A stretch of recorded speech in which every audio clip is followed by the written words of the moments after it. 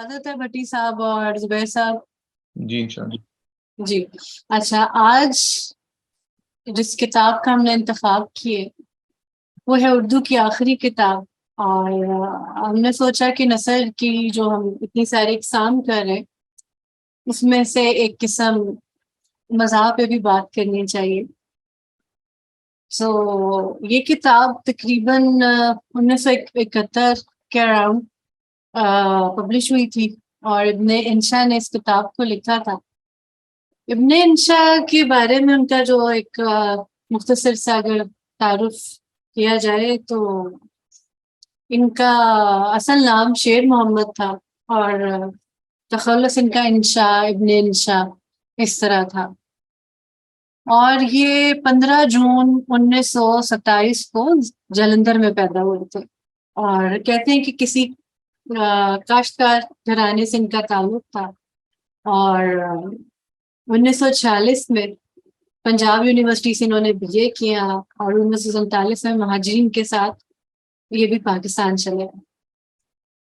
اور 1953 میں ایم اے اردو کیا انہوں نے کراچی سے. اور پھر کہتے ہیں کہ ان کا بڑا نام بلند ہوا اردو کی زبان میں، اردو ادب کے حوالے سے.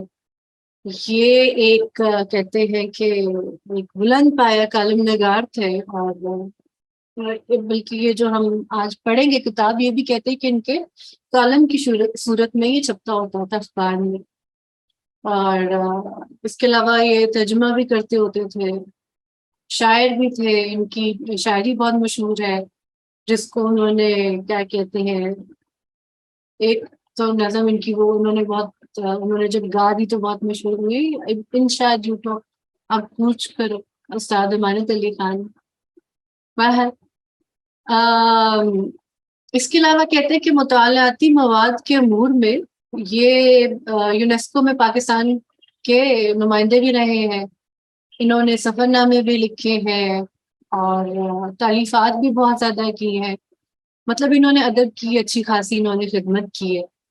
اور پھر یہ 11 جنوری 1978 کو اپنے خالق حقیقی سے جا ملے.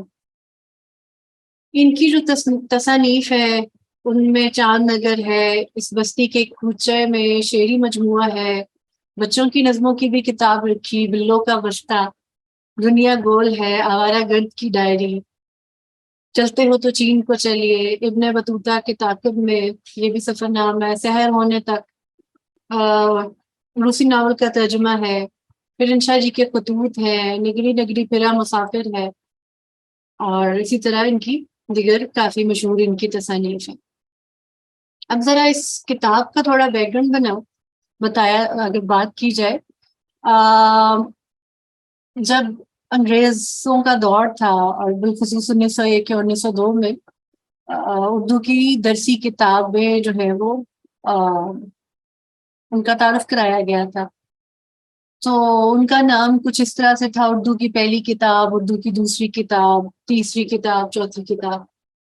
تو اور ان کو کہا جاتا ہے کہ یہ اردو زبان کی پہلی درسی کتب یعنی ٹیکسٹ بکس تھی. اور انہوں نے جس کتاب کو بیسیکلی فوکس کیا ہے وہ تھی اردو کی آخری کتاب محمد حسین آزاد کی تھی، اور یہ اس کی پیروڈی ہے. اور پیروڈی کے بارے میں جو صنف ہے اس کے بارے میں کہا جاتا ہے کہ یہ ذرا انگریزی ادب سے اردو ادب میں آئی تھی، اور پیروڈی کا جو لفظ ہے وہ پیروڈیا سے نکلا ہے، جس کا مطلب ہے جوابی نغمہ.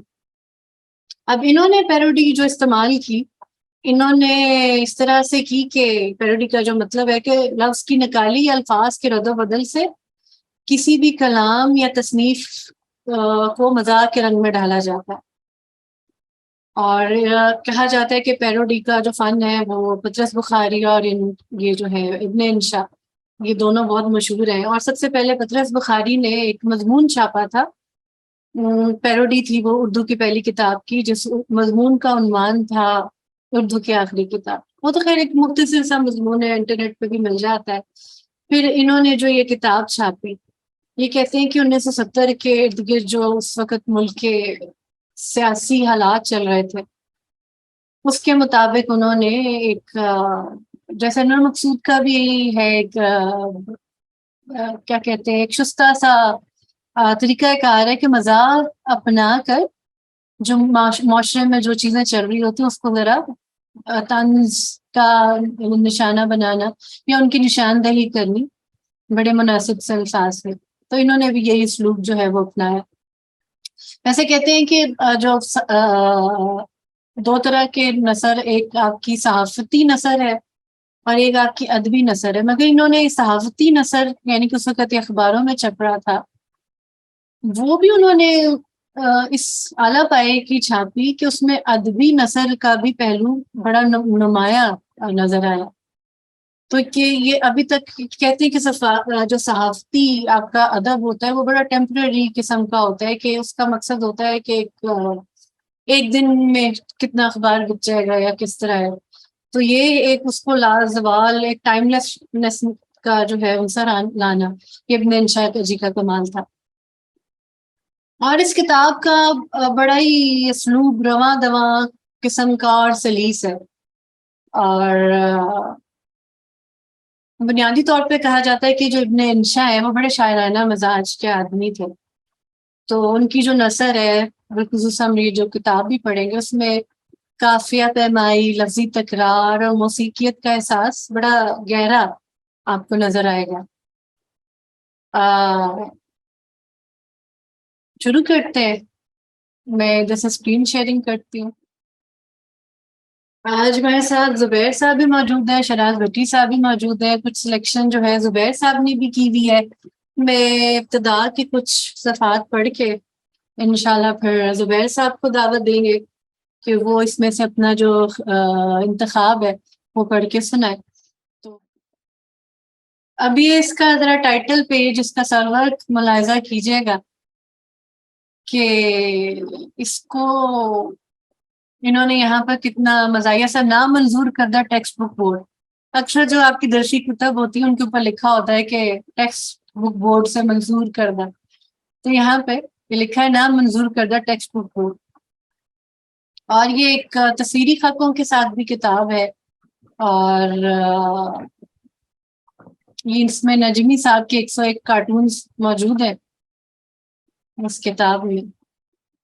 کہ یہ جو چیئرمین ہیں انہوں نے مزاح کے طور پہ اس وقت west Pakistan text book board آپ دیکھ رہے ہوں گے اور ان کا لوگو ہے امانت، دیانت، صداقت، شرافت اور درمیان میں لکھا ٹیکسٹ بک بورڈ. انہوں نے مزاح کے طور پہ ان کو بھی ایک کاپی دے ہوئی جی ان کے اردو کے جو ٹیکسٹ بک بورڈ کے جو چیئرمین تھے اس کے اوپر لکھا ویسٹ پاکستان، کیونکہ انہوں سے قطر سے پہلے کی بات ہے، ثانیہ ہونے سے پہلے. تو انہوں نے تاریخ بھی لکھی ہوئی ہے کہ حوالہ مورخہ 14 جنوری 1971. تسلیم محترمی تسلیم. آپ کی جدید اردو ریڈر پر گہرا غور و خوض کیا. ہماری رائے ہے یہ طلبہ کو باقی 522 درسی کتب سے بے نیاز کرنے کی ایک خطرناک کوشش ہے. خدشہ ہے کہ اسے پڑھ کر استاد طالب علم اور طالب علم استاد بن جائیں گے. لہذا ٹیکسٹ بک بورڈ اسے نامنظور کرنے میں مسرت کا اظہار کرتا ہے. نیاز مند میر نسیم محمود چیئرمین. یہ انہوں نے بھی خیر محل ہے وہ بھی کچھ پرمزاح سے انسان تھے، انہوں نے بھی جواب میں ایک اسی طرح کا خط جو ان کو جواب میں بھیجا. اب یہ آگے مشتاق احمد یوسفی کا مقدمہ لکھتے ہوئے کہتے ہیں انشائیہ انشا جی کے انشائیہ انشا جی کے انشائیہ جیسے کہ پتہ آپ کو معلوم ہوگا کہ مضمون سے مختلف ہوتا ہے. انشائیہ کہ آپ مضمون میں بڑے ہارڈ اینڈ فاسٹ قسم کے آپ کے قواعد فالو کیے جاتے ہیں. انشائیہ ذرا تھوڑا سا آپ کا ایک فلو میں ایک لکھا ہوا ایک تحریر ہوتی ہے مگر کسی مضمون کے ارد گرد ہی گھومتی ہے.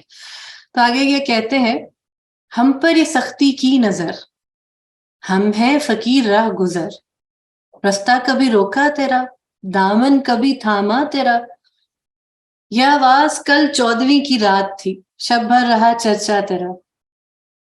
ویسے آج بھی 14ویں کی ہی رات ہے اتفاقاً، باہر جو ہے پورا فل مون ہے اس وقت باہر پاکستان میں.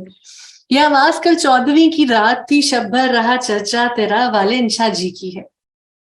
چاند نگر کی یہی اداس اداس چاندنی انشا جی کی نظر پر بھی چھٹکی ہوئی ہے. چاند نگر یعنی ان کی ایک تحریر تھی ابن انشا کی، اس کے بارے میں لکھتے ہوئے انہوں نے جملہ لکھا: بے شمار خوبصورت لیکن متروک اور بھولے بسرے الفاظ کو ان کی رواں دواں نثر نے ایک نئی زندگی اور توانائی بخشی ہے. اردو مزاح میں یہ اسلوب اور یہ آہنگ نیا ہی نہیں، ناقابل تکلیف بھی ہے. انشا جی کے مزاح میں جہاں لفظی الٹ پھیر، تلازمات، تمسخر کی گنجائش نہیں، وہاں وہ تلخ و ترش سے بھی پاک ہے. ان کے لیے موضوع واقعہ یا کردار کا بذات مضحک ہونا چنداں ضرورت نہیں. چنانچہ شاید دنیا و عقبہ کا کوئی موضوع ان کے خندہ بے ضرر سے محفوظ رہا ہوگا. شعر کا ایک مصرع آگے لکھا ہے: صد رنگ میری موج ہے، میں تباہ رواں ہوں. مسائل حاضرہ وغیرہ حاضرہ پر تبصرہ کرتے ہوئے وہ تلخی دوراں کا گلہ نہیں کرتے. یہ ان کے مزاح کا کرشمہ نہیں تو اور کیا ہے کہ انہوں نے اعلام سیاست کو بھی سادہ دل بندوں کے لیے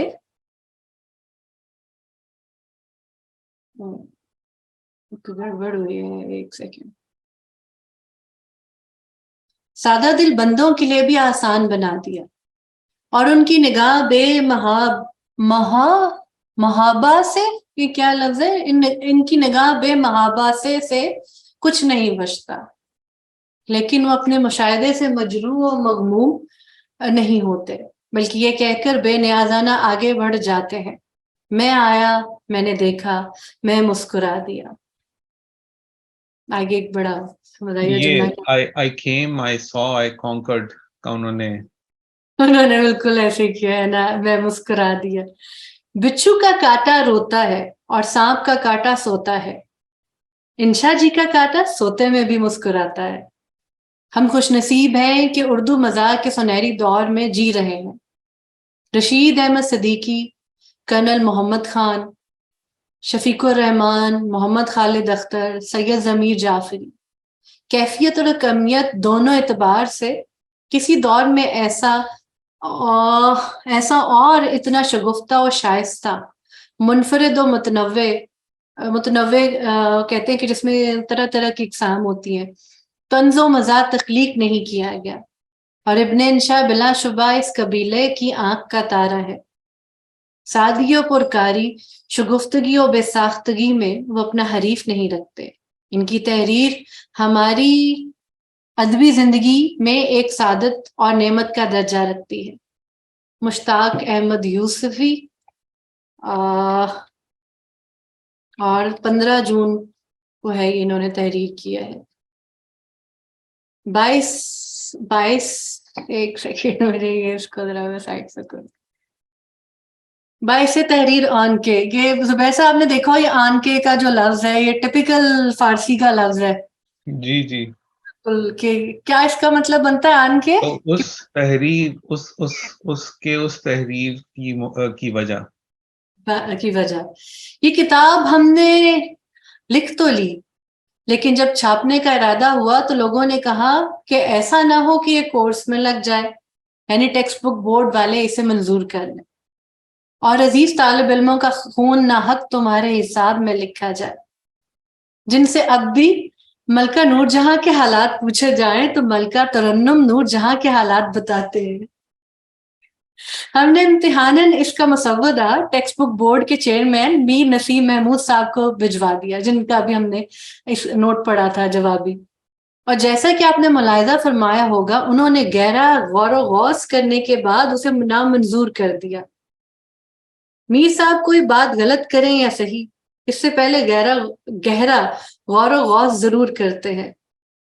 ان سے پہلے یہ ہو چکا ہے کہ ایک صاحب کسی کام سے ٹیکسٹ بک بورڈ گئے، وہاں اپنے پسندیدہ فلمی نغمات کی کاپی بھول آئے. بورڈ نے اسی کو منظور کر کے پرائمری کے نصاب میں داخل کر دیا. یہ تھوڑا سا گڑبڑ ہو رہا ہے. ہم محکمہ تعلیم کے بھی ممنون ہیں جنہوں نے اسکول کا، آپ یہ دیکھیں کہ اردو کا جو ایک اسلوب ہے کہ اسکول سے پہلے الف لگاتے تھے پہلے، تو انہوں نے اسکولوں کو سرکولر بھیج کر ہدایت کی ہے کہ اس کتاب کو نہ خریدا جائے. چنانچہ ہمیں ہر روز اسکول لائبریریوں کی طرف سے بے شمار آرڈر موصول ہو رہے ہیں کہ کتاب ہمیں نہ بھیجی جائے، اتنے کہ ہمارے لیے ان کی تعمیل کرنا دشوار ہو رہا ہے. ہم نے اس کتاب میں کوئی نئی بات نہیں لکھی. ویسے تو آج کل کسی بھی کتاب میں کوئی نئی بات لکھنے کا رواج نہیں، لیکن ہم نے بالخصوص وہی کچھ لکھا ہے جو برسوں پہلے پڑھا تھا. اتنا ہے کہ یہ دن بڑے ہنگاموں کے تھے. صدر ایوب گئے، جلسے جلوس آئے، جمہوریت، سوشلزم، فتوے اور الیکشن کے غلغلے بلند ہوئے. اس شور میں تاریخ، جغرافیہ، حساب، گرامر، سبھی اسباق میں کچھ نہ کچھ گڑبڑ ہو گئی. تاریخ ہند میں نئے پرانے بادشاہ باہم غلط ملت ہو گئے. اکبر کے 9 رتنوں میں بھی عدل بدل ہو گئی. حتیٰ کہ مناظر قدرت اور ستاروں وغیرہ کا احوال لکھتے ہوئے بھی ہماری نظریں آسمان سے زیادہ زمین پر رہی. بعض بادشاہوں کا احوال ہمیں اولیاء اللہ کے بارے میں لکھنا تھا، لیکن بادشاہوں میں لکھ گئے ہیں. یہ دیکھیے کیسا انہوں نے گہرا جو ہے وہ طنز کیا ہے کہ اکثر جو پرانا ایک وہ ڈرامہ بھی تھا کہ دکھاتے ہیں کہ جو مورخین ہوتے ہیں بادشاہوں نے اپنے جو دربار میں بٹھائے ہوتے ہیں اور اپنے مطابق جو ہے وہ تاریخیں لکھواتے ہیں، تو وہ پھر مورخ تو ان کو اولیاء اللہ بھی بادشاہوں کو لکھ جاتا تھا. اچھا، اس میں ہماری نیت کا تصور نہیں، تاریخی واقعات کا تصور ہے. پڑھتے ہوئے یہ ملحوظ رکھا جائے کہ یہ کتاب صرف بالغوں کے لیے ہے، ذہنی بالغوں کے لیے، معمر نابالغوں کے لیے نہیں. ابن انشا گہری چوٹ کریں گے انشا جی کے، ضروری نہیں کہ عمر کے ساتھ جو ہے آپ کو میچورٹی جو ہے وہ آئے. اچھا، اب اس کی ذرا ترتیب ملاحظہ کیجیے گا کہ اردو کی پہلی کتاب ہے نا، کہ اس میں کیا ہوتا تھا کہ شروع میں ایک دعا ہوتی تھی، پھر ملک کے بارے میں ایک مضمون، پھر ہمارا تمہارا بادشاہ، برکات حکومت غیر انگلشیا، پھر جغرافیہ کا ایک چیپٹر، گلیلیو کا زمین گھمانا، کولمبس کی شرارت وغیرہ، پاکستان، بھارت، پھر تاریخ کا چیپٹر. اس کے اندر بھی انہوں نے کچھ مضمون لکھے ہیں کہ تاریخ کے چند دور، پتھر کا زمانہ، دھات کا زمانہ، رامائن، مہا بھارت، اسکندر اعظم. یہ کیونکہ وہ انگریزوں کے دور کے 1901 1902 کی جو تھی تو یہ اسلوب چلا آ رہا تھا، تو انہوں نے اسی کو پھر ہسٹری میں ان کا بھی ٹائم پیریڈ لکھا ہے.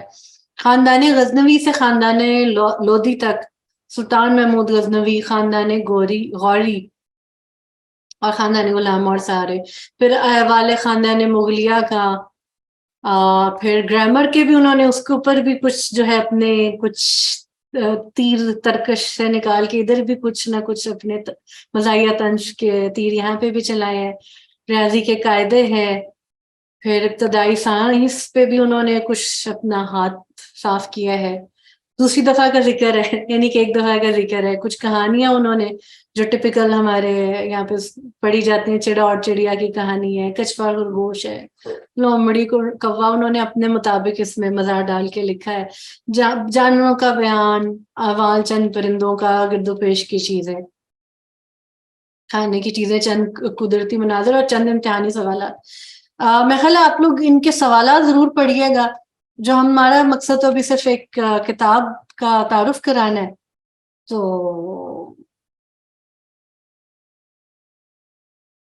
اب یہ کہتے ہیں تبا سوم کے موقع پر جب انہوں نے کہ ہم نے ایک آدھ مضمون نکال دیا ہے اور چند ایک مضامین جو تبا اول اور تبا دوم کے وقت روک لیے تھے داخل کر دیے ہیں.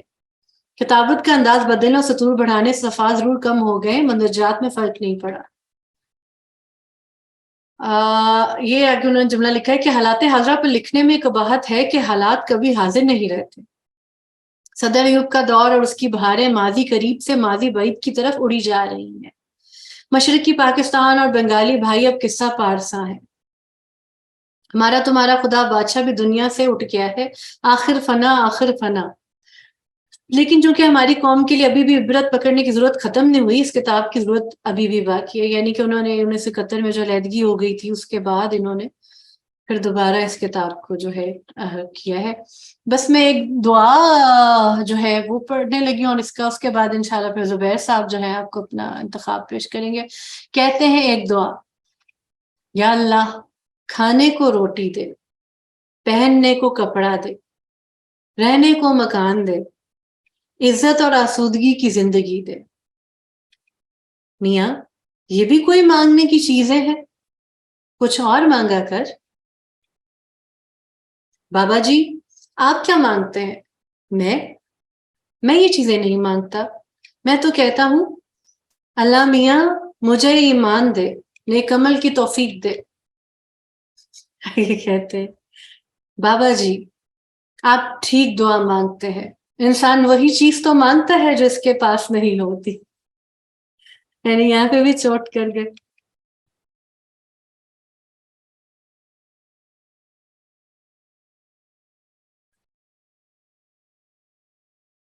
بس یہ ایک آخری میں یہ پڑھوں گی، اس کے بعد آگے بڑھتے ہیں. ہمارا تمہارا خدا بادشاہ. ذرا ٹائٹل پر بھی ذرا غور کیجیے گا.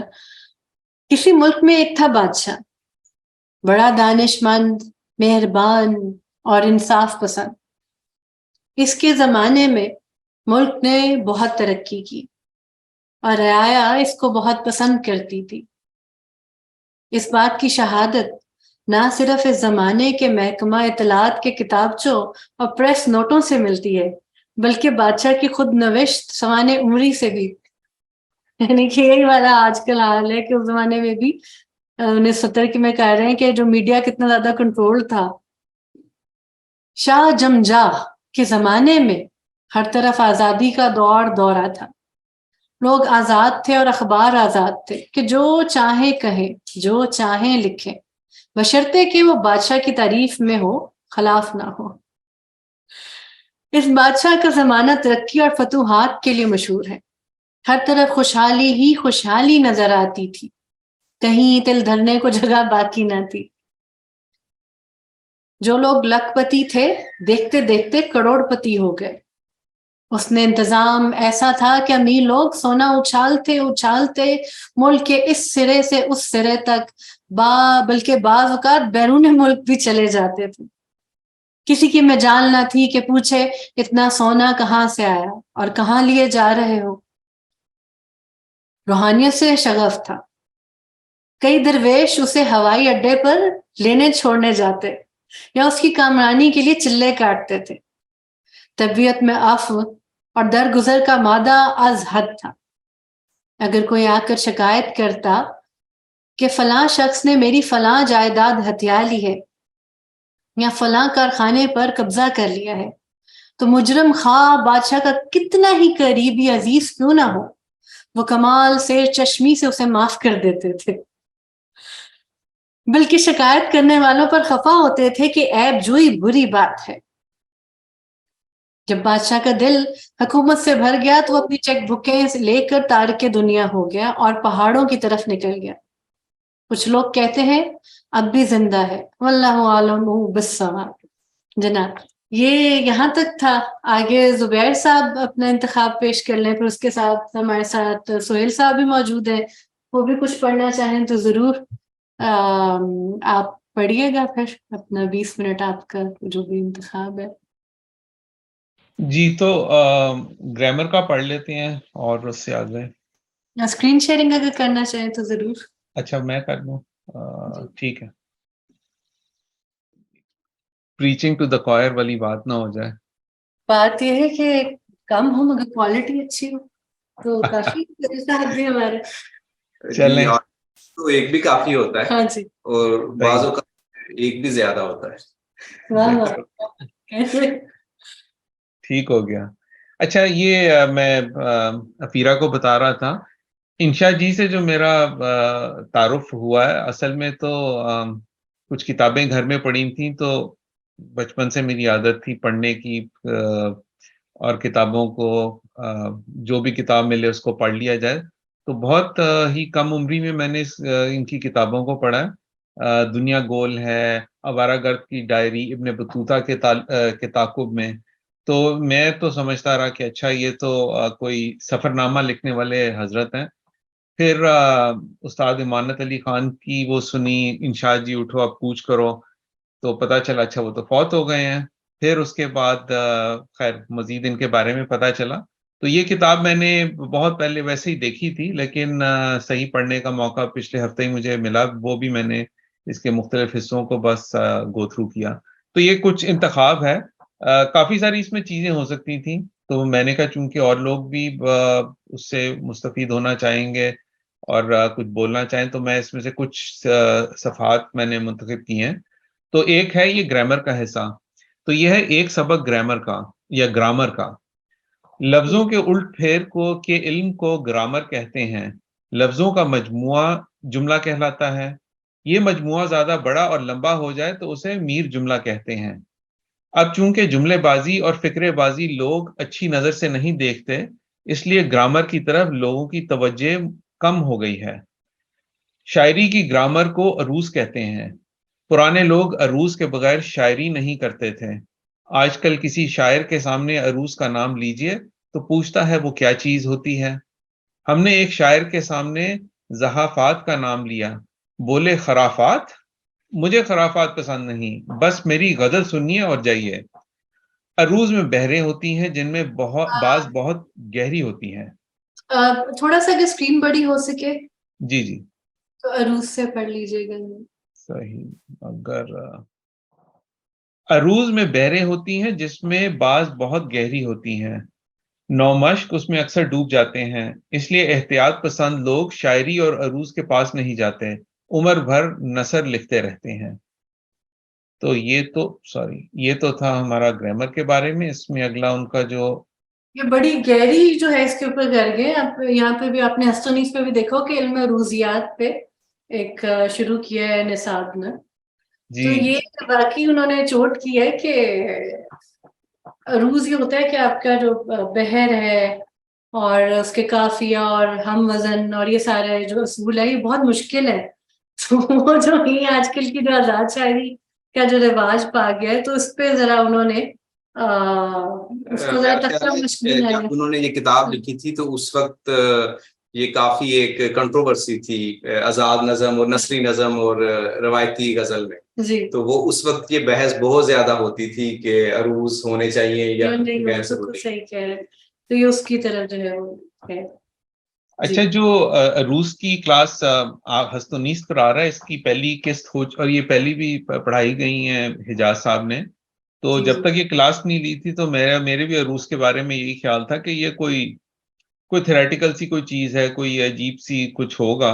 لیکن جب وہ جس طریقے سے انہوں نے پڑھایا اور جس طرح بحریں انہوں نے کور کی ہیں، تو یہ آپ والی بات سہیل صاحب والی کہ جو ٹسل ہے اس کو بھی انہوں نے تھوڑا سا کور کیا تھا کہ جو آزاد نظم ہے اس کے بھی کچھ رول ہوتے ہیں. مطلب آزاد نظم کا مطلب یہ نہیں کہ بالکل ہی آزاد ہو جاتے ہیں، وہ بھی کچھ قیود کے پابند ہوتے ہیں اور ان کو اس کے اندر رہنا ہوتا ہے. تو میں نے اسی سلسلے میں کچھ ایک اپنے دوستوں کی کچھ شیئر کی تھی ان سے. تو انہوں نے یہی کہا کہ بھئی یہ سے آزاد شاعری نہیں کہا جا سکتا، اس کو آپ آرٹ کا درجہ کے لیے ضروری ہے کہ ان قاعدوں کے مطابق چلیں. تو میرے خیال میں یہ شاید اسی کی بارے میں یہ بات کر رہے ہیں. تو اچھا اگلا ہے جی لفظ اور سیغے. تو سیغے یعنی ٹینسز، لفظ ہوئے. تو پرانے زمانے میں تذکیر و تانیث کے قاعدے مقرر تھے، میسکولن فیمنن. قاعدہ یاد نہ ہو تو اس کو تھوڑا سا بڑا کرتے ہیں. مشکل ہو رہی ہے یا اچھا یہ جو ہے نا اب یہ 2 پیجز پہ ہے، تو اب یہ اگر آپ سے نہیں پڑھا جا رہا تو پھر ہمیں دوسرے اس پہ جانا پڑے گا. یہ بتائیے. پڑھا جا سکتا ہے. اس سے میں بڑا کروں گا تو پھر یہ ٹھیک ہے جی. ٹھیک ہے. اچھا جی تو یہ ہمارے 2 پیجز ہیں، تو اس پیج پہ چلتے ہیں 80 پہ. تو لباس اور بالوں وغیرہ سے پہچان ہو جاتی تھی. اب مخاطب سے پوچھنا پڑتا ہے کہ تو مذکر ہے یا مؤنث، اور بتا تیری رضا کیا ہے. یہ وہی جو علامہ اقبال کا شعر ہے اس کی انہوں نے پیروڈی کی ہے کہ خدا بندے سے پوچھے کہ تیری رضا کیا ہے، جو بھی اس کا صحیح ہے. اچھا، اس کے بعد اس سے صحیح سیغے میں گفتگو کرتے ہیں، یا ایران ہو تو اس کے ساتھ سیغہ کرتے ہیں. تو سیغہ کا ایک مطلب فقہ جعفریہ میں نکاح کرنے کو بھی کہتے ہیں، تو یہ غالباً اس طرف ان کا اشارہ ہے. بہت سے واحد ایک جگہ اکٹھے ہوں تو جمع کے سیغے میں آ جاتے ہیں. جمع کے سیغے میں تھوڑی احتیاط ضروری ہے، خصوصاً جن دنوں شہر میں دفعہ 144 لگی ہوئی ہو، ان دنوں جمع نہیں ہونا چاہیے، واحد رہنا ہی اچھا ہے.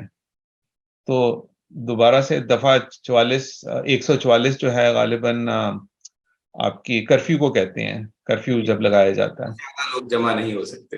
جی، آج کل تو ویسے ڈبل سواری پہ بھی پابندی ہے، اس کے لیے پتہ نہیں کیا دفعہ ہے، لیکن 144 شاید وہی ہے. اچھا جی، فعل ماضی. ماضی میں کسی شخص نے جو فعل کیا ہو اسے فعل ماضی کہتے ہیں. کرنے والا عموماً اسے بھولنے کی کوشش کرتا ہے، لیکن لوگ نہیں بھولتے. ماضی کی کئی قسمیں مشہور ہیں. سب سے مشہور شاندار ماضی ہے. جس قوم کو اپنا مستقبل ٹھیک نظر نہ آئے وہ اس صیغے کو بہت استعمال کرتی ہے. ایک ماضی شکیہ ہے.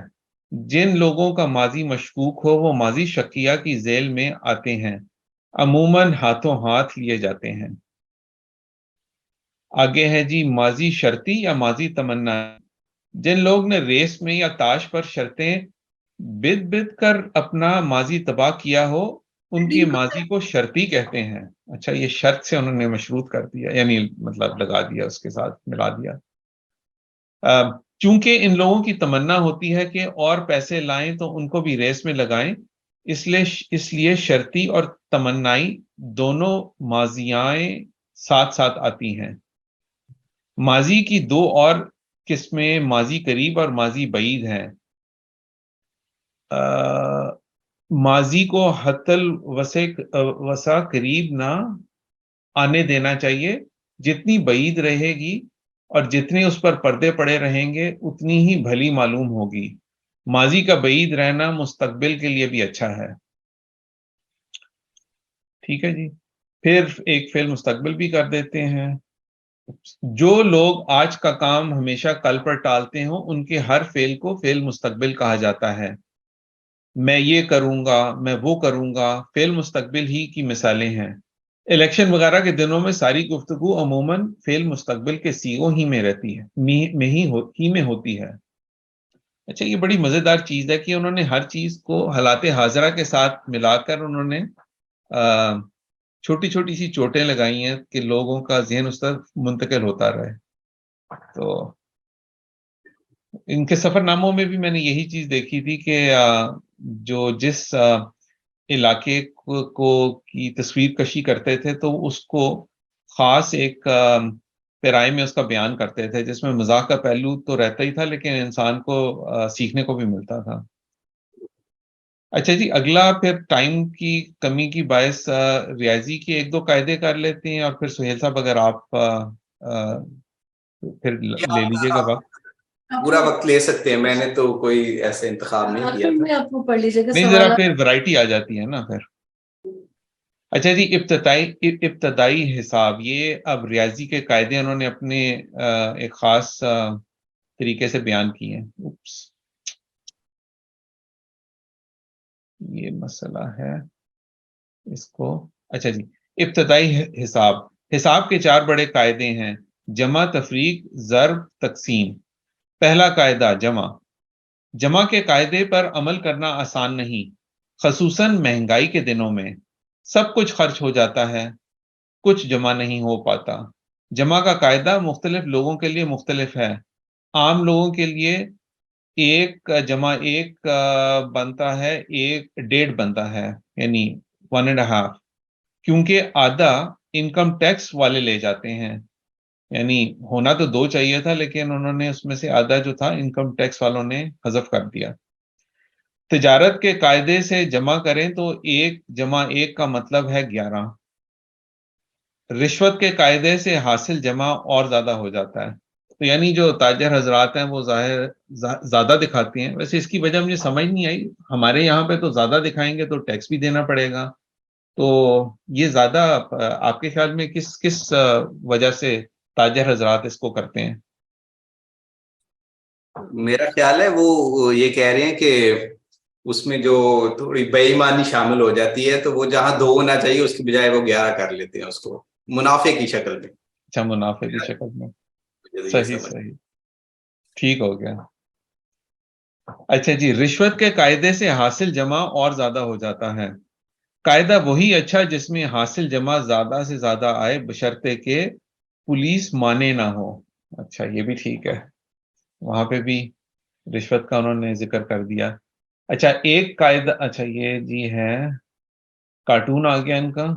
ایک قاعدہ زبانی جمع خرچ کا ہوتا ہے، یہ ملک کے مسائل حل کرنے کے کام آتا ہے، آزمودہ ہے. یعنی اس میں سیکھنے کا پہلو ہے. یہ کارٹون میں دیکھ رہا ہوں کہ یہ انہوں نے کس طرح سے اس کو انہوں نے کیا. کیا ذہن میں آتا ہے آپ لوگوں کے؟ کہیں گے نا آزمودہ، یعنی یہ کافی بار استعمال ہوا ہے. یہ جو کارٹون ہے، کارٹون کو میں دیکھ رہا ہوں. اچھا، کارٹون کا کہہ رہے ہیں کہ یہ کیا آزمودہ ہے؟ تو سیکھا ہوا یہ تو وہاں سے آ گیا نا. اصل میں یہ محل تفریق ہے نا، شاید یہ اس سے ہے. یہ او اچھا، مولوی جو ہیں وہ سکھوں کو الگ کر رہے ہیں. اچھا، یہ وہ چیز ہے، یہ نیچے بھی آ رہی ہے تفریق. اچھا، یہ فرق پیدا کرنے والی اس معنوں میں انہوں نے اس کو کیا ہے. تو یہ نیگیٹو کی جگہ جناب ان کی جو ڈیفینیشن ہے وہ ہے تفریق کی. میں سندھی ہوں تو سندھی نہیں ہے، میں بنگالی ہوں تو بنگالی نہیں ہے، میں مسلمان ہوں تو مسلمان نہیں ہے. تو یہ مسلمان غیر مسلم کو پرے کر رہا ہے. اس کو تفریق پیدا کرنا کہتے ہیں. حساب کا یہ قاعدہ بھی قدیم زمانے سے چلا آ رہا ہے. تفریق کا ایک مطلب ہے منہا کرنا، یعنی نکالنا ایک عدد میں سے دوسرے عدد کو. بعض عدد از خود نکل جاتے ہیں، بعضوں کو زبردستی نکالنا پڑتا ہے، ڈنڈے مار کر نکالنا پڑتا ہے، فتوے دے کر نکالنا پڑتا ہے. ٹھیک ہے جی، اس کو میں آگے کر دیتا ہوں ورنہ یہ بڑا لمبا ہو جاتا ہے. اور آخری جو ایک صفحہ میں بس اگر اجازت ہو تو پڑھ لیتا ہوں سائنس کی. جی. اچھا جی، مادے کی قسمیں. مادے کی 3 قسمیں ہیں: ٹھوس، مائع، گیس.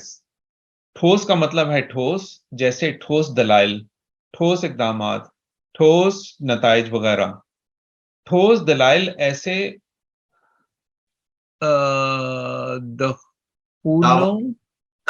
دعووں کے لیے، اچھا ایسے دعووں کے لیے لائے جاتے ہیں جو خود کمزور ہوں.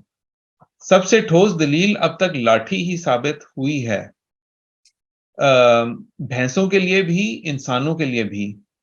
ٹھوس اقدامات اتنے ٹھوس ہوتے ہیں کہ کبھی نہیں کیے جاتے، بس حکومتیں ان کے ٹھوس وعدے کیا کرتی ہے. ٹھوس نتیجہ یہ نکلتا ہے کہ ایسی حکومتیں بہت دن نہیں رہتی.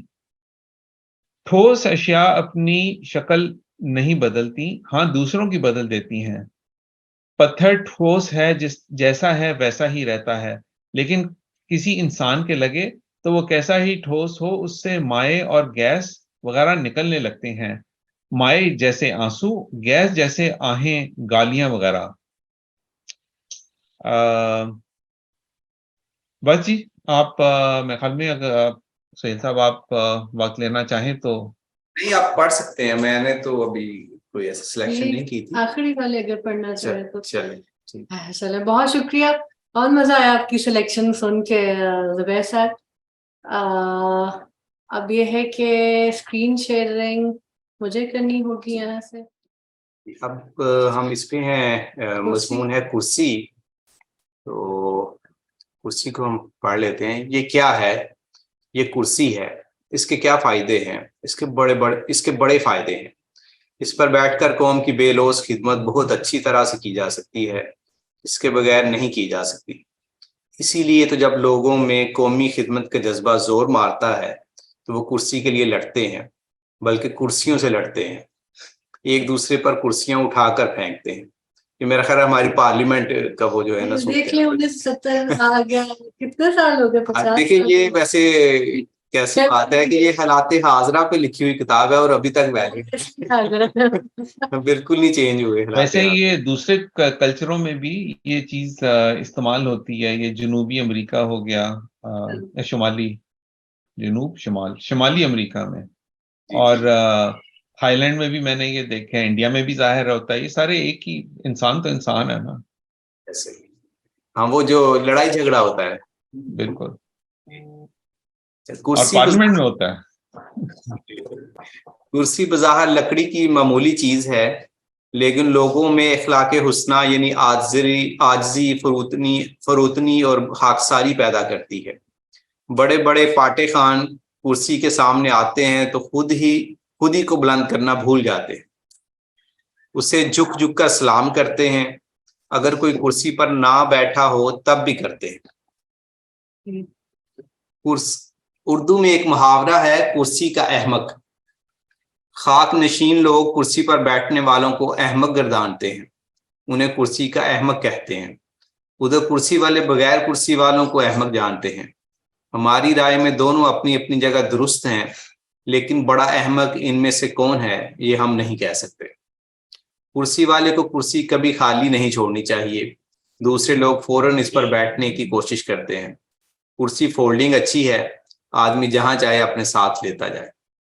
یہ میرا خیال ہے انہوں نے بڑی اچھی، آخری جو جملہ ہے نا یہ مزاح سے ہٹ کے ہے، اور اس کا میرا خیال ہے اس میں ایک اخلاقی پہلو بھی ہے کہ آدمی کی نشست وہ ہونی چاہیے، وہ جہاں بھی جائے وہ اس کے لیے میسر ہو، ایسی نہیں ہو کہ جو چھین سکے یا کوئی اس پہ قبضہ کر۔ تو اب دوسرا بھی پڑھیں گے، یہ بھی پڑھ لیں گے، ابھی وقت ہے ہمارے پاس۔ چارپائی، یہ چارپائی ہے، اس کے 4 پائے ہوتے ہیں، جن کا خیال ہے کہ 3 یا 2 ہوتے ہیں وہ غلطی پر ہے۔ انسان چارپائی پر لیٹ کر بہت خوش ہوتا ہے، اس لیے کہ یہ شروع میں چوپایا ہی تھا، بعد میں 2 پاؤں پر چلنے لگا۔ یعنی انسان چارپائی پر لیٹتا ہے تو سمجھتا ہے کہ اب اپنی اصل جون میں آیا۔ اس شوق کو بعض لوگ موٹر وغیرہ کی سواری سے بھی پورا کرتے ہیں۔ انسان اور حیوان میں پاؤں کی تعداد ہی کا تو فرق ہے، موٹر پر سوار ہونے سے یہ فرق بڑی حد تک مٹ جاتا ہے۔ یہ انہوں نے میرا خیال ہے امیروں پہ طنز کی ہے، یہ اسی لیے تو 2 پاؤں والے ایسے لوگوں کو دیکھ کر دور ہی سے بھاگ جاتے ہیں۔ چارپائی بڑے کام کی چیز ہے، اس پر لوگ بیٹھتے ہیں، سوتے ہیں، گاتے ہیں، روتے ہیں، کھاتے ہیں، پیتے ہیں، مرتے ہیں، جیتے ہیں۔ پڑھے لکھے لوگ لیٹتے وقت کچھ کتابیں بھی اپنے ساتھ چارپائی پر رکھ لیتے ہیں۔ فارسی میں جو 4 پائے برو کتاب چند کہا جاتا ہے، اس سے ظرف بھی مراد ہوتا ہے، مظروف بھی، مظروف جس کے اوپر ظرف کیا جا رہا ہے۔ جی صحیح۔ چارپائی تخت اور کرسی کے مقابلے میں سستی بھی ہے۔ نادر شاہ ہندوستان آیا تو محمد شاہ کا تخت اٹھا کر لے گیا تھا اور محمد شاہ کو زمین پر بٹھا گیا تھا۔ اگر بادشاہ چارپائی پر بیٹھا ہوتا تو اس کے زمین پر بیٹھنے کی نوبت نہ آتی۔ چارپائی کی مرمت بھی آسان ہے، لوگ گلیوں میں آواز لگاتے پھرتے ہیں، چارپائی بنوا لو، منجی پیڑھی ٹھکوا لو۔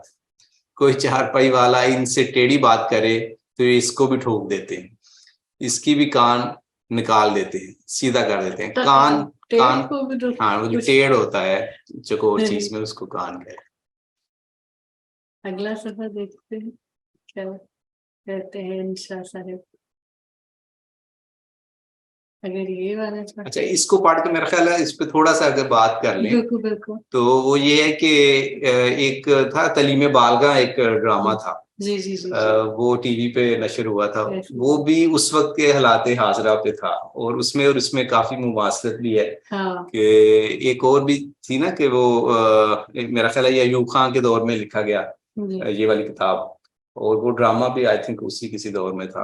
تو وہاں وہ جو ایک بات کرنے کی یا احتجاج کرنے پہ پابندیاں تھیں، اور میرا خیال ہے اخباروں پہ بھی بہت زیادہ پابندیاں تھیں، تو اس میں پھر یہ ہوتا ہے کہ جب آپ سیدھی طرح بات نہ کر سکیں تو پھر آپ مزاح کا سہارا لیتے ہیں۔ بالکل ایسے ہی۔ جی، تو بلکہ انور مقصود کے بارے میں بھی کہا جاتا ہے نا کہ مزاح میں وہ اس طرح کی باتیں کیا جاتا تھا کہ جو بعد میں سمجھ آتی تھی، یہاں تک کہ ایم ڈی وغیرہ ان کو پی ٹی وی کے جو تھے ان کو نہیں سمجھ آتی تھی کہ کہاں پہ یہ جو ہے انہوں نے نشانہ باندھا ہے، تو وہ بعد میں پتہ چلتا تھا جب نشر ہو جاتا تھا کہ وہ اس کا مطلب تو یہ تھا۔ مزاح سے بہترین جو میڈیم ہے کہ ایک شستگی سے ایک بات کیا جا رہا، اگر آپ یہاں پہ دیکھیں تو مذاق کیا ہے مگر تضحیک نہیں اڑائی ہے۔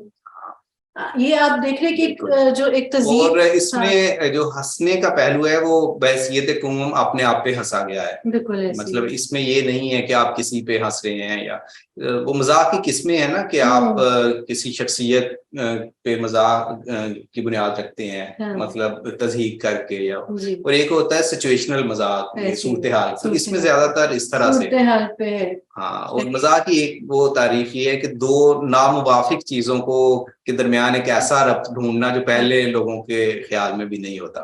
تو اس میں پوری کتاب میں یہی چیز ہے کہ آپ وہ چیزیں جانتے ہیں، عنوان اگر آپ دیکھیں تو وہ سارے بڑے ہی عام سے ہیں، لیکن اس میں سے انہوں نے مزاح کا پہلو ڈھونڈا ہے۔ میں سیریس قسم کی گفتگو جو ہوتی ہے اس کو سننا مشکل ہوتا ہے، مزاح میں آپ بڑے ہی اگر جس کے پاس اگر گن ہو تو ایسے خیالات عام عوام کے ذہن میں ڈال سکتے ہیں۔ زندگی بھی زیادہ ہوتی ہے ایسی تحریر کی جس میں شگفتگی ہو اور مزاح، اور پھر یہ ہے نا کہ کسی چیز پہ، انسان پہ فوکس، انہوں نے رویوں پہ، حالات پہ کیا ہے کہ وہ ابھی تک 50 سال بعد بھی وہ چلے آ رہے ہیں، اور ہمیں لگ رہا ہے کہ جیسے آج کل کے دور کی بات ہو رہی ہے۔ جیسے کرسی کی بات کی انہوں نے، پھر جمع والی بات کی، جو قاعدے انہوں نے کیے، اور جس طرح بات کی، ایک یونیورسل سی باتیں تھیں۔ ہمارے محکمہ تعلیم کی جو بات کی، محکمہ تعلیم کی جو بات تھی، یہی محل اب کچھ وہ شروع ہونے لگی ہے، وہ جو محکمہ موسمیات سے متعلق ہوا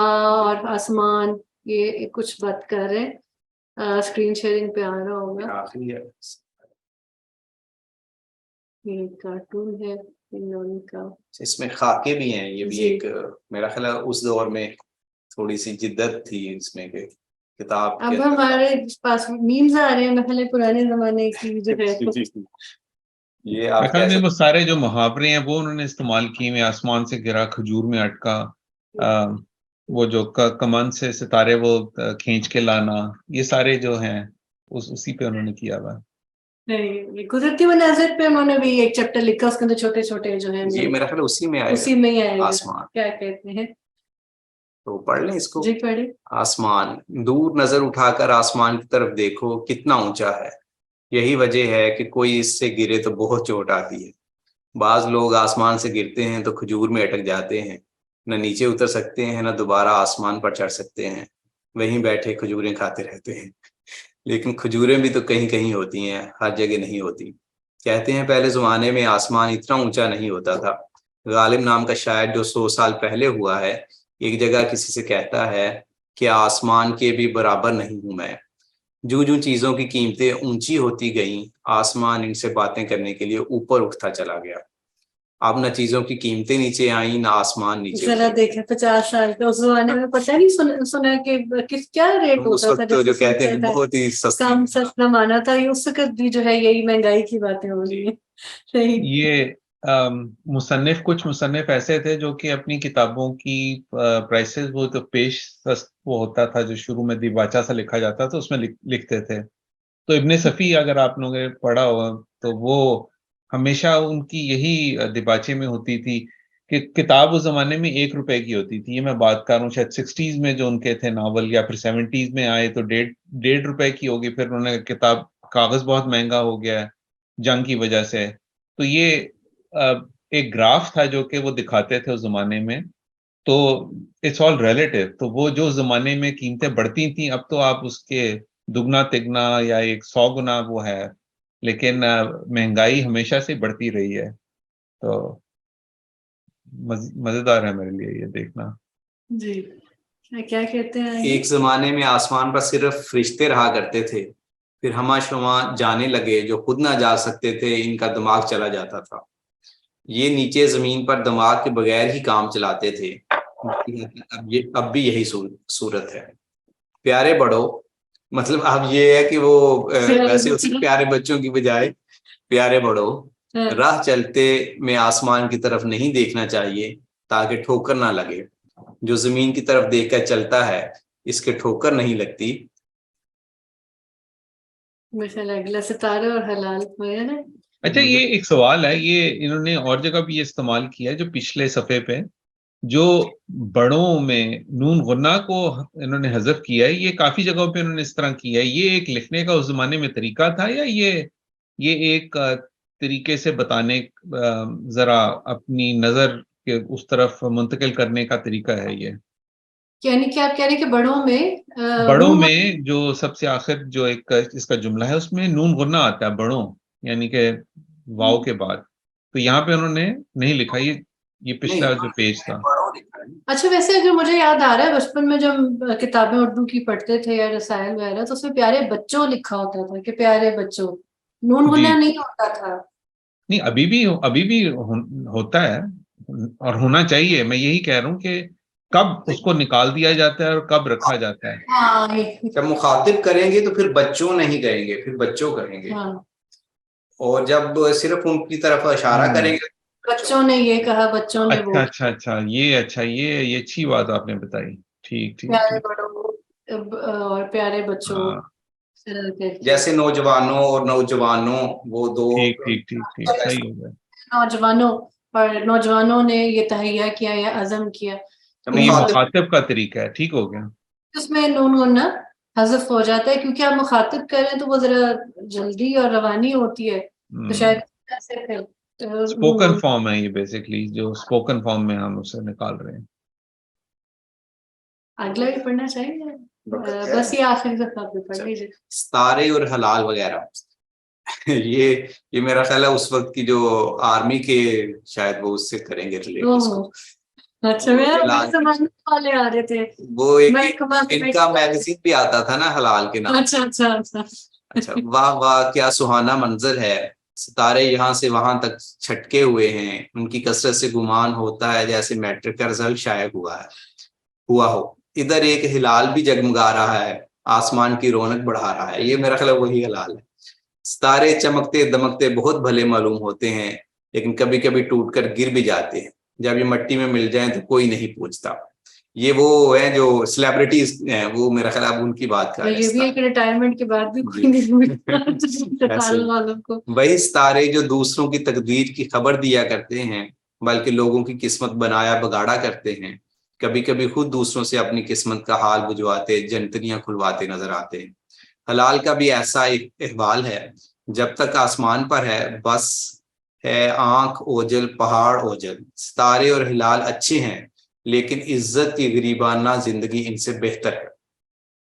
حلال یعنی نئے چاند کو پرانے لوگ دور ہی سے دیکھا کرتے تھے اور سلام کیا کرتے تھے، وہ بھی عید بقر عید پر. اس زمانے میں یہ چپ چاپ آپ نکل آتا ہے. یہ وہی ہے. پھر ایسا دور آیا کہ لوگوں نے کھدیڑ کر نکالنا شروع کر دیا، بلکہ آپس میں لڑتے تھے کہ کون نکالے. چاند کے لیے بڑی مشکل ہوتی تھی کہ سرکار کا کہا مانے یا لوگوں کا. بے شک اپنی اتنی بڑی قوم کے لیے ایک دن کی عید کافی نہیں، یکے بعد دیگرے 2-3 دن کی ہو، لیکن اس میں سر پٹول بہت تھی. اب یہ سلسلہ بند ہے اور یہ بات ہمیں پسند ہے. شاید اس کے آخر میں ایک انہوں نے کچھ سوالات دیے ہوئے کہ وہ اگر ہم پڑھ لیں کہ جیسے امتحان بھی لیا ہوا ہے، امتحان بھی لیا جیسے ہماری کتابوں میں آخر میں ہوتا تھا کہ وہ کیا مشقی سوالات یا کیا کہا جاتا ہے، کہتے ہیں اور مشقی سوالات. مطلب انہوں نے پیٹرن وہی رکھا ہے اس کا، کہ وہی والا کہ کتاب والا چند امتحانی سوالات اگر یہ پڑھیں. اگر محمود غزنوی ہندوستان پر 17 حملے کرے تو احمد شاہ ابدالی کتنے حملے کرے گا؟ بھیم پلاسی کی لڑائی جس میں افریقین نے ایک دوسرے کا دادرے سے دادرہ بجا دیا تھا، کس سن میں ہوئی تھی؟ اچھا یہاں پہ مجھے یہاں پہ سمجھ آ رہی ہے، بھیم پلاسی کی جنگ بھی ہے مگر انہوں نے ساتھ میں بھیم لگا دیا ہے، تو یہ بھیم پلاسی ایک راگ ہے. دادرا ہے وہ تبلے کا ایک سٹائل ہے جس میں 6 بیٹس ہوتی ہیں. انہوں نے پلاسی کی جنگ اور بھیم پلاسی راگ اور پھر دادرا تبلے کا جو ایک سٹائل ہے اس کو ملا دیا. اچھا اب یہ بھی خوبصورت ہے، پانی پت کی پہلی لڑائی کہاں ہوئی تھی؟ یہ نہیں کب ہوئی تھی، کہاں ہوئی تھی، اور اس کا جواب پہلے ہی ہے اس میں. ہمایوں چھت پر کھڑا کون سے فلمی ستارے دیکھ رہا تھا جن پر پھسل پڑا اور مر گیا؟ तुम अनपढ़ रहकर अकबर बनना पसंद करोगे या पढ़ लिख कर इसका नोरा करना। ये वैसे बड़ा अहम सवाल है। खानदान मुगलिया में कबूतरों की अहमियत पर मजमून लिखो। कागज के सिर्फ 2 तरफ, तीनों तरफ नहीं। इसका क्या हो सकता है? कागज की तीनों तरफ क्या हो सकता है, ये मेरा ख्याल है सिर्फ एक ऐसी ऐसी सूरत हाल है जो हो नहीं सकती, नामुमकिन। मुसल्लस के चारों जिले बराबर क्यों नहीं होते?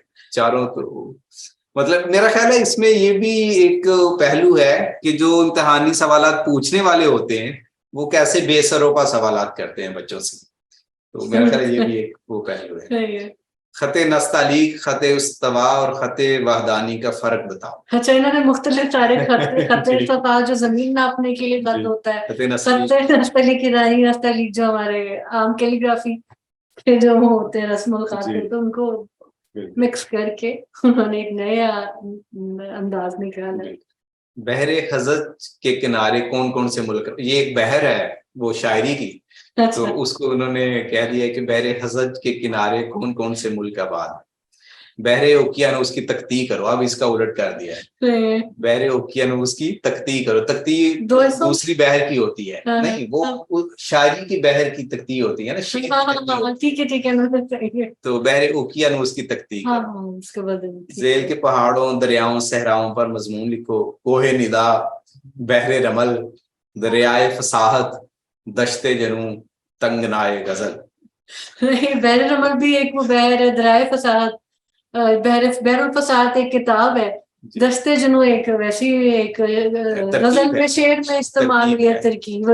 तंगनाए गजल ये बताइए क्या है? तंगनाए गजल को ना ये गजल के बारे में ये कहा जाता है कि इसका जो वो कवायद हैं वो इतने सख्त हैं कि उसमें तंगनाए का मतलब है ऐसी नहर जो बहुत मतलब तंग सी हो, मतलब जिसपे चलना मुश्किल हो, तो वो तंगनाए गजल हम कहते हैं कि जो लोग आजाद शायरी की तरफ इसीलिए आए थे कि गजल जो है वो बड़े फिक्स।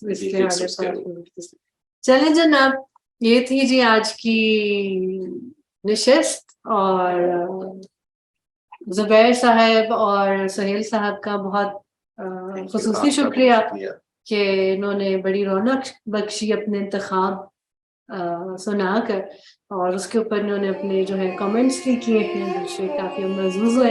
इंशाल्लाह फिर अगली नशिस्त में मुलाकात होती है अगली पीर को, तब तक के लिए अल्लाह हाफ़िज़।